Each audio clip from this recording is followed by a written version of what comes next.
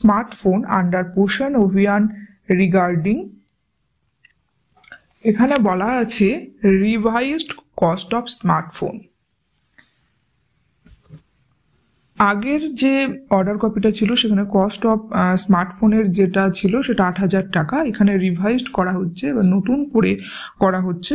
এর জন্য কি বলা রয়েছে, in supersession of this ministry's letter number NNM/21/2018 ISSNIP dated 3/6/2021 copy enclosed।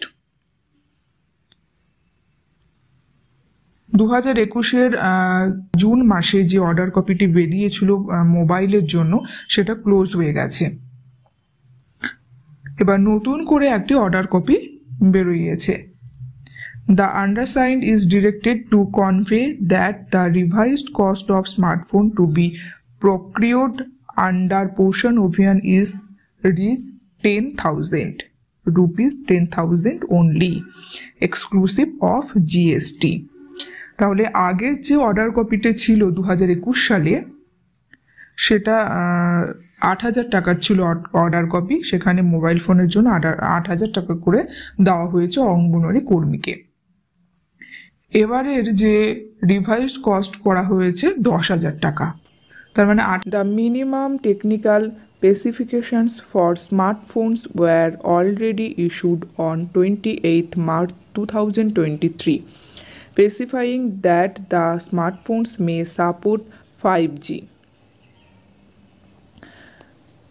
10,000 টাকার যে ফোন দেওয়া হবে সেই অলরেডি ইস্যু হয়ে গেছে 28 মার্চ 2023-এ, এবং এই যে 10,000 টাকার মোবাইলটি দেওয়া হবে স্মার্টফোন মোবাইলে অবশ্যই 5G সাপোর্ট রিগার্ডিং। এবং ভারতবর্ষের এখানে বলা আছে রিভাইজড কস্ট অফ স্মার্টফোন টাকারে কাজ করার জন্য 8,000 টাকার মোবাইল দেওয়া হয়েছে।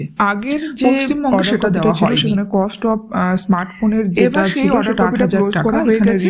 আবার নতুন করে অঙ্গনওয়াড়ি কর্মীদের 10,000 টাকা করে দেওয়া হবে। কি বলা রয়েছে, মোবাইল ফোনের জন্য সুপারসেশন অফ দিস পশ্চিমবঙ্গের অঙ্গনওয়াড়ি লেটার নাম্বার 2021 সালে NNM/21/2018 মোবাইল ফোন পাননি। আবার নতুন করে 2023-এর অক্টোবরে ডেটেড 3/6/2021 কর্মীদের আবার নতুন করে ফোন দেওয়া হবে 10,000 টাকা দামের। 2021-এর জুন মাসে যে অর্ডার কপিটি বেরিয়েছিল মোবাইলের জন্য সেটা ক্লোজ হয়ে গেছে।